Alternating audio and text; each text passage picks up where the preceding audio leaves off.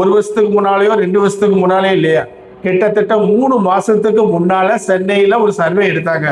1000 குழந்தைகளை எடுத்தாங்கன்னா 250 பிள்ளைகளுக்கு நீரிழிவுக்கான ஒரு சிம்டம் இருந்தது. ஏன்னா அதனால உடல் உழைப்புங்கிறது கண்டிப்பா தேவை, பிசிக்கல் எக்ஸசைஸ் தேவை. எப்போ பார்த்தாலும் செல்லை பார்த்துக்கிட்டே உட்கார்ந்துருக்க கூடாது. கொஞ்சம் பிசிக்கல் எக்ஸசைஸும் கண்டிப்பா பண்ணணும். இப்போ இன்னைக்கு உங்க ஸ்கூல் உங்களை அருமையா பார்த்துக்கிட்டு இருக்கு. நீ எதுவும் தப்பு பண்ணா உங்க ஸ்கூல் உங்களை கண்டுபிடிச்சிடும். உங்க அம்மா அப்பா நல்லா பார்த்துக்கிட்டு இருக்காங்க. 12th முடிச்சோடனே படிக்கிறதுக்கோ எதுக்கோ நீ வெளியில போல, அப்ப அம்மா அப்பா பயப்படுற அது அம்மா அப்பாட்ட நம்ம சொல்ல விரும்பாத விஷயத்த கண்டிப்பா செய்யக்கூடாது. எந்த விஷயம் நீ அம்மா அப்பாட்ட சொல்ல மாட்டேயோ அந்த விஷயத்த கண்டிப்பா செய்யக்கூடாது. ஒரு சுதந்திரம், பயங்கரமான சுதந்திரம் கிடைக்கும். அப்ப எல்லா விஷயத்தையும் நம்ம செஞ்சு பார்க்கலாமே அப்படிங்கிறது தோணும். தயவு செய்து அந்த மாதிரி செஞ்சிடாதீங்க. இப்ப உங்க அம்மா அப்பாட்ட சொல்ல முடியாத விஷயம், உங்க ஆசிரியர் பெருமக்கிட்ட சொல்ல முடியாத விஷயம், அதை எதுவுமே செஞ்சிடக்கூடாது. ஒழுக்கம்ங்கிறது ரொம்ப ரொம்ப ரொம்ப முக்கியமான விஷயம்.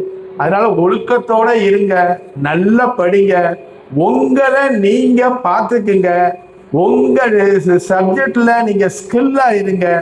உங்களை அடிக்கிறதுக்கு இந்த உலகத்துல யாருமே கிடையாது. இப்ப இந்த ஐடி ஃபீல்டு அது இதுன்னு பயங்கரமா முன்னேறிக்கிட்டு இருக்கு ஐடி ஃபீல்டு. அது நான் மாற்றுக்கிறது இல்லை. அப்ப அந்த ஐடி ஃபீல்டுல உள்ள ஒரு சார் என்ன சொன்னாப்புல, என்னப்பா உங்க அக்கா பொண்ணை கூட இன்னைக்கு 12th பிஜிஎஸ் நீ சேர்த்து விட்டுட்ட அப்படின்னு சொல்லி கொஞ்சம் என்னை இது பண்ணி சொன்னாப்புல. ஆனா கடைசியில் அவர் சொல்றாரு, என்னுடைய சர்டிபிகேட்டுக்கு கொஞ்சம் அட்டஸ்ட் பண்ணணும், உன் அக்கா பொருட்ட சொல்லி ஒரு அட்டஸ்ட் வாங்கிட்டு வா அப்படின்னாங்க.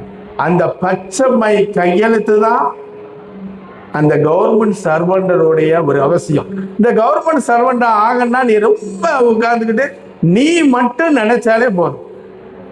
நீ நினைச்சு நீ எதை படிக்கணும் என்ன படிக்கணும், உங்க ஆசிரியர்கள்ட்ட கேட்டாங்கன்னா அழகா கைட்லைன்ஸ் பண்ணுவாங்க.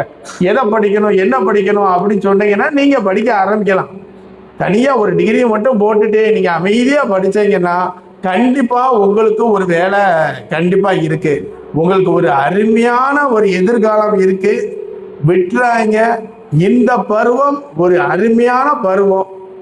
அதுக்கப்புறம் அந்த கன்சிஸ்டன்சி, ஒரு விஷயத்தை நம்ம தொடர்ச்சியா செஞ்சுக்கிட்டே இருந்தோம்னா நம்ம தான் வெட்டேரியன்ங்கிறது லாங் எக்ஸ்பீரியன்ஸ்டு மேன்.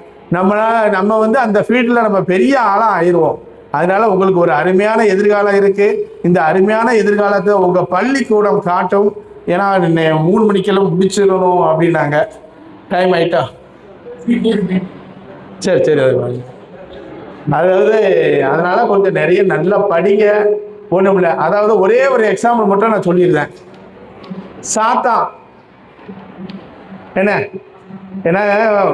காலையிலேருந்து ஏதோ படிச்சுக்கிட்டே இருக்கீங்க, சாயங்காலம் போட்டு ஆத்துறீங்கன்னா வச்சுக்கீங்களேன், எம்மாடி அப்படி நினைக்கக்கூடாது. அதனால ஒரே ஒரு கதையை சொல்லி முடிச்சிருந்தேன். சாத்தா நமக்கு தெரியும். அவர் ஒரு நாள் என்ன செய்தாரு, நம்ம ஏன் கெட்ட விஷயங்களை செஞ்சுக்கிட்டே இருக்கோம், எல்லாரும் நம்ம மேல கோவப்படுதாங்க, நம்ம ஏன் கெட்ட செயல் செய்யணும்னு சொல்லிட்டு. கெட்ட செயல்ங்கிறது என்னதுமா?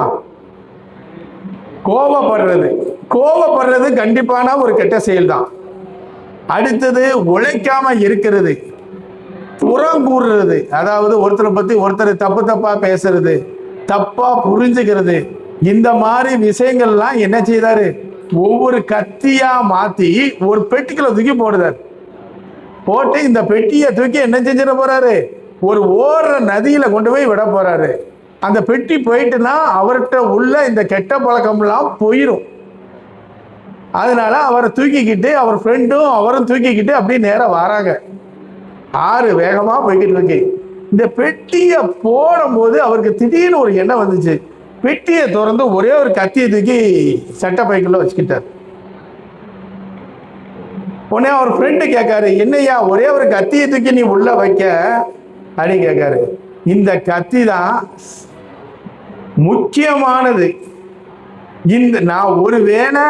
நான் மறுபடியும் இந்த தொழிலுக்கு வரணும்னு நான் நினைச்சேன்னா இந்த கத்தி இருந்தா மட்டும்தான் நான் எல்லா கெட்ட செயலும் செய்ய முடியும், என் தொழிலை நான் ஆரம்பிக்க முடியும், நான் எப்பவுமே ரிஸ்க் எடுக்க விரும்பல, அதனால இந்த கத்தியை நான் வச்சுக்கிறேன், திடீர்னு ஆரம்பிக்கணும் அப்படின்னா அந்த கத்தி என்ன தெரியுமா?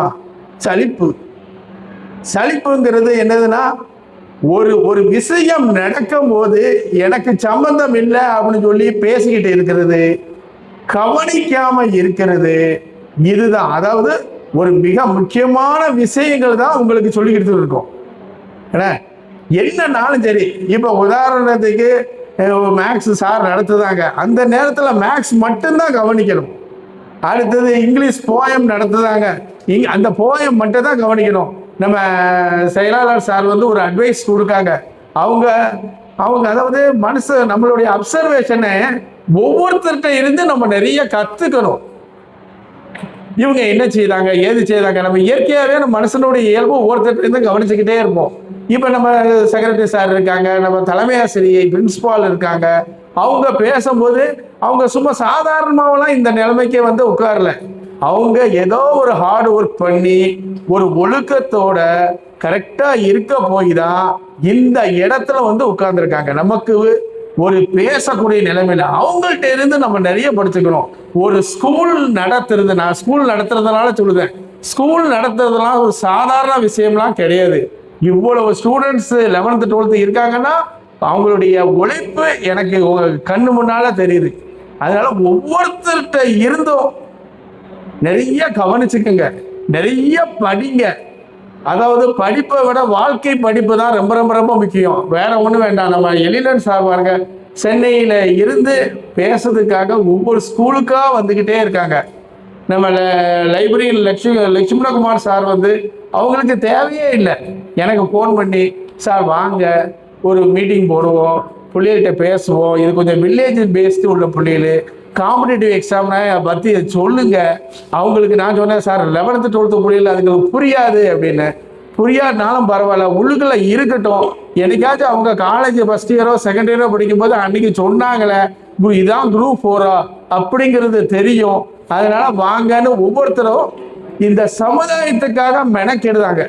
இவங்க தான் உண்மையான ஹீரோஸ். இந்த ஸ்டேஜில் இருக்கிறவங்க எல்லாமே என்ன வந்துடும், ஒரு ஹீரோஸ் தான். நம்ம சினிமா நடிகர்களையும் அரசியல் தலைவர்களையும் பார்த்து இவங்க தான் பெரிய ஹீரோன்னு நினைக்கும். நிறைய ஹீரோஸ் வந்து தான் செய்கிறத வெளியில் செய்கிறத எதுவுமே சொல்ல மாட்டாங்க, அமைதியாக அவங்க வேலையை செஞ்சுக்கிட்டே இருப்பாங்க. உங்களுக்கு ஒரு ரொம்ப நேரம் ஆகிட்டுன்னு நினைக்கிறேன், போர் அடிக்க ஆரம்பிச்சிட்டோமா என்ன. அதனால் நான் சொன்ன விஷயங்களை புரியுதோ புரியலையோ மனசுக்குள்ளே வச்சுக்கோங்க. கண்டிப்பாக உங்களுக்கு ஒரு காலத்தில் இது புரியும்னு சொல்லி இந்த வாய்ப்பு வழங்கிய இந்து மேல்நிலைப் பள்ளிக்கு ஒரு நன்றியை கூறி எனது உரையை முடித்துக் கொள்கிறேன். நன்றி, வணக்கம்.